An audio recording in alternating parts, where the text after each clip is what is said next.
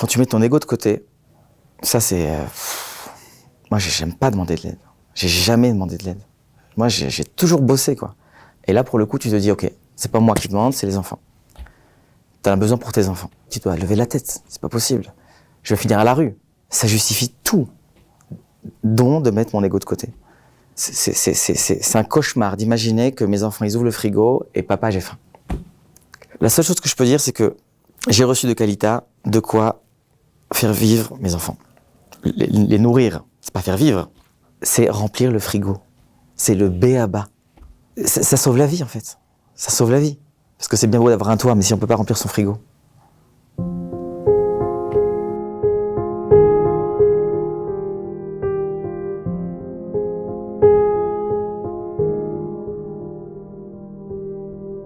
Je m'appelle David Cohen, j'ai 42 ans, je suis comédien, éducateur spécialisé et heureux père de 6 magnifiques enfants. Il y a 3 ans de ça, un tsunami est tombé dans ma vie, un divorce. En plus du tsunami, du divorce, il y a eu l'épidémie qui a fait son arrivée. Et là, à total quoi. Donc tu perds ton boulot et il fallait vivre. Il fallait que je puisse voir mes enfants, il fallait que je puisse payer une pension alimentaire. C'est-à-dire, tu te dis, mais à quoi je sers? Je fais quoi? Je fais quoi sur Terre? Pourquoi tout ça? Je n'avais plus de toit. Je devais recevoir de l'autre côté mes enfants, quelque part. Donc, il a fallu... je faisais des ménages dans un GAN. Je faisais mes spectacles dans ce GAN le matin, et le soir, je faisais le ménage dans le même GAN. Et il y avait une période où je n'avais pas d'autre endroit où accueillir mes enfants, c'était l'hiver. Donc je leur faisais les sandwichs dans le GAN, j'achetais une pizza, on la mangeait au GAN. C'est des histoires, on en rigole aujourd'hui avec les enfants. Mais à l'époque, je me disais, mais où est-ce que j'en suis rendu? Où est-ce que j'en suis rendu? Ça paraît fou, on a l'impression que ça va jamais nous arriver. On pense jamais que ça va nous arriver. Mais non, parce que je bosse. Je suis arrivé en Israël avec un Toar. J'ai jamais manqué de rien en France, on a vécu de façon simple. Et là, t'as un boulot, ça suffit pas. Ça suffit même pas à payer un loyer. T'as le corona qui arrive, donc tu perds 50% de tes revenus. Il n'y avait plus de GAN, pour le coup. L'activité culturelle avait été annulée du jour au lendemain en Israël. Et là, tu te retrouves avec quelques milliers de shekels qui te permettent pas de vivre. T'imagines bien qu'en Israël, avec un petit salaire, tu peux pas avoir un appart à Jéru. Alors vu qu'on était déjà à Jéru, c'est déjà compliqué un divorce pour les enfants. Tu vas pas encore leur imposer de changer d'école, de changer de quartier, de changer de ville, parce qu'on va aller quoi, en périphérique. Donc j'ai dit sur moi, on va essayer de garder une sorte de stabilité. Il y a que moi qui change. Ça a pris quelques bons mois, et j'ai trouvé une providence du ciel, une cave. Une cave, on appelle ça une cave, qui était à quelques centaines de shekels en deçà de mon salaire. Donc j'avais un toit, je pouvais accueillir mes enfants la moitié du temps. Et là le Covid est arrivé, donc il n'y avait plus d'école. Donc imagine, il y a 6 enfants, moi, et deux petites chambres à coucher. Voilà, tu improvises quoi. À quel moment on comprend qu'on a besoin d'aide et on a le courage de demander de l'aide? Quand tu mets ton ego de côté, ça c'est... Moi j'aime pas demander de l'aide. J'ai jamais demandé de l'aide. Moi j'ai toujours bossé quoi. Et là pour le coup tu te dis ok, c'est pas moi qui demande, c'est les enfants. T'as un besoin pour tes enfants. Tu dois lever la tête, c'est pas possible. Je vais finir à la rue. Enfin, je me suis rendu compte qu'il fallait absolument que je sois là en tant que père, pas en tant qu'être humain. En tant qu'être humain, tu sais, tu peux très très facilement te laisser aller. Rien ne dépend de toi. Mais quand t'as 6 enfants, ils étaient petits à l'époque, j'avais un tout petit bébé en plus. Ça justifie tout, dont de mettre mon ego de côté. Et donc j'ai entendu parler de Kalita qui faisait une campagne au début du Covid. Vous avez besoin d'aide? J'ai envoyé un petit mail, je sais plus qui, quoi. Et ils m'ont répondu très rapidement. Et puis c'était anonyme, je connaissais personne ici, donc ça va, ça restait confidentiel. Et puis personne ne le savait en fait. Qu'est-ce que tu as reçu comme aide? J'ai reçu des bons alimentaires. C'est des cartes prépayées où tu peux aller au super, tu peux acheter des vêtements, il y a toute une liste de magasins où tu peux faire tes courses. Et là, personne ne sait que tu les reçois parce que c'est des bons que tu peux recevoir via le travail, pour les fêtes. C'est des bons que tu peux recevoir, que tu peux recevoir en cadeau. Donc là, quand je vais à la caisse, j'ai pas l'étiquette Misken. Qu'est-ce que ça fait comme sensation de pouvoir aller faire ses courses, acheter son pain, son lait? Eh ben, tu sais, cette vision-là, c'est un cauchemar d'imaginer que mes enfants, ils ouvrent le frigo et papa, j'ai faim. Sans ces cartes-là, il me restait peut-être, je sais pas, quelques centaines de shekalim par mois. Parce que mon loyer, il me prenait 80% de mes revenus. Et puis je devais en plus payer la pension alimentaire. Et j'avais pas. Et avant de recevoir l'aide, j'ai fait un emprunt de fou à la banque, qui m'ont bien entendu accordé. Donc je vivais sur ce prêt. Mais je me rendais bien compte que c'était sans fin, quoi. Parce que je remboursais le prêt, qui me permettait de payer, tu vois, la pension alimentaire. C'était absurde. Et là, ces cartes-là, ça a été vraiment providentiel parce que je savais qu'avec ça, j'avais Rami Lévy pas très loin. Et donc, je faisais des allers-retours.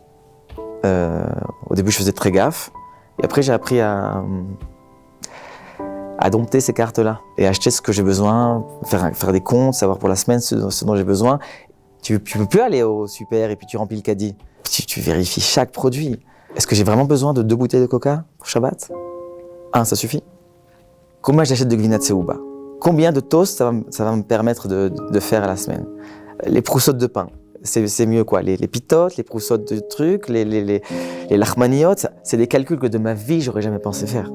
Et ben la vie, des fois, elle t'emmène à faire des calculs comme ça. Pas par mesquinerie, mais par nécessité. Parce que ces cartes-là, elles sont limitées. C'est magnifique, mais c'est une carte qui te permet d'acheter une telle somme. Tu as un nombre de cartes limité, mais c'est merveilleux. Mais je pouvais aller acheter de quoi manger.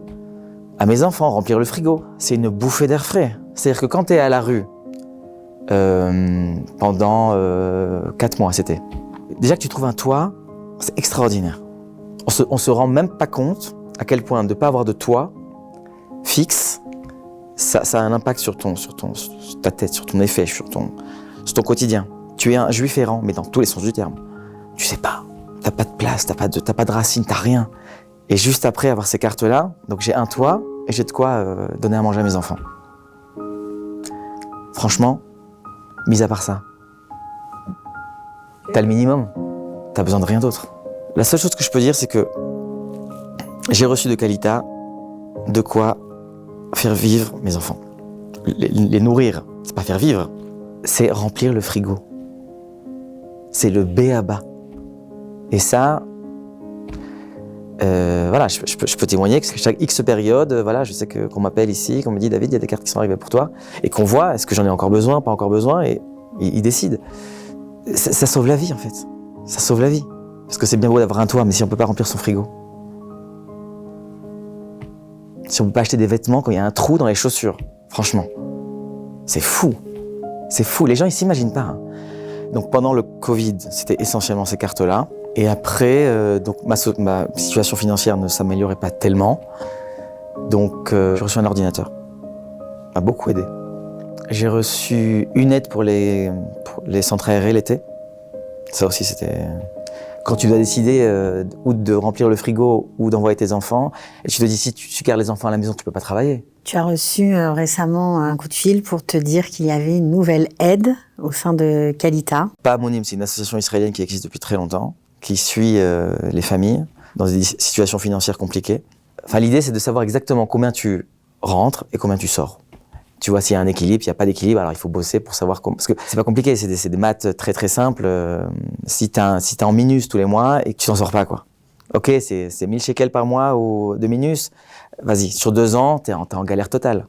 Donc via Kalita, ils ont ouvert une antenne francophone. J'ai commencé à être suivi, donc là je suis en train de faire le travail de débroussaillage, de savoir exactement combien je gagne, combien je dépense, mais au shekel près. Première chose que je me suis rendu compte, c'est que des fois, j'ai pas le temps le matin de préparer à manger. Donc j'envoie les enfants et je fais son travail. Et à la pause, je vais m'acheter une petite soupe ou un petit falafel.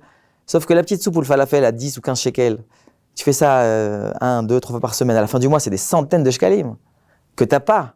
Et donc ça te met en pleine face ta situation financière. Ça va t'aider à t'en sortir, tu penses? Il y a quelque chose qui me dit que oui, Là, je suis dans une démarche, tu vois, depuis que j'ai commencé avec ça, il y a une sorte de muscle qui était un peu apathique, qui s'est réveillé. Tu vas t'en sortir. Là, tu es actif. Là, on comprend combien je ramène à la maison, combien je dépense. Il y a un écart, comment on fait? Est-ce qu'on travaille mieux? Est-ce qu'on dépense moins? Est-ce que oui ou non on fait un autre prêt? Est-ce que oui ou non on peut changer d'appart? Est-ce que oui? C'est des petits calculs, ça, plus ça, plus ça, plus ça. J'espère très rapidement arriver à un équilibre financier. En tout cas, ça me remplit d'espoir, quoi. Il faut se faire violence, mais c'est magnifique. Parce que tu gères ta vie, tu es acteur de ta vie. En Israël, c'est dur peut-être. Moi, dans la même situation en France, rien que le fait que j'ai 6 enfants, j'aurais reçu un salaire rien qu'en alloc. Ici, c'est différent. Tu dois te prendre en main. Tu reçois de l'aide, voilà. Mais c'est pas l'aide de l'État. Qualita, c'est un organisme privé. Quelque part, ils prennent le relais de lacunes de l'État. C'est triste à dire, de l'autre côté, je ne peux que dire merci. Moi, j'ai beaucoup hésité à témoigner. Des gens de ma famille vont être très surpris. Parce que j'ai pas demandé d'aide. Je voulais pas. J'y arrive pas. Une partie des gens m'a dit, fais gaffe, parce que ça peut porter atteinte à ta carrière. Je suis pas une personnalité publique, mais voilà, je fais du théâtre, je fais des spectacles. Donc on me connaît à travers un prisme très positif, tu vois, les projecteurs, le maquillage, les applaudissements. Mais voilà, derrière le masque, il y a quelqu'un qui vit et qui vit en Israël. Et d'autres m'ont dit au contraire, tu sais, il faut pas avoir honte. Il n'y a pas de honte à demander de l'aide. Et ça m'a fait tilt beaucoup plus que les autres voix. Je pense que comme moi, il y a beaucoup de gens qui ont honte et qui veulent pas faire de bruit, quoi. Qui veulent pas faire de bruit. Et il y en a beaucoup. Il n'y a pas de honte à demander de l'aide. Ouais, il n'y a pas de honte. Si aujourd'hui, moi, je dois mettre mon ego de côté, ravaler ma salive, recevoir ces cartes, venir ici pour dire « et merci » d'un côté, et de l'autre côté, mais donner, parce que ça va directement dans le frigo. Alors j'ai vite fait le calcul, donc je le fais. Je ne sais pas d'où viennent les donateurs, s'ils viennent d'Israël ou de France.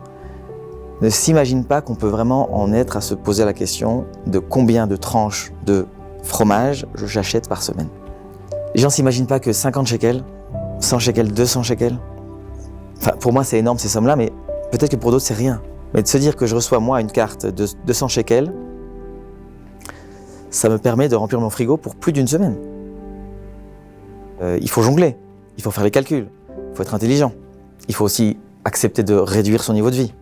Si mon témoignage il peut aider les gens à donner, ce sera déjà un grand vie. Et puis moi, tu sais, il y a une grande mitzvah de Hakarat Hatov, la reconnaissance. Donc c'est l'occasion de faire une grande mitzvah et de dire merci. Merci à chaque personne qui a donné 10, 50, 100 shekels, 1000 shekels, parce qu'il y a des familles qui vivent de ça. J'espère vraiment que dans quelques années, tu me réinviteras et je te dirai, voilà, je suis passé de l'autre côté et c'est moi qui donne dorénavant.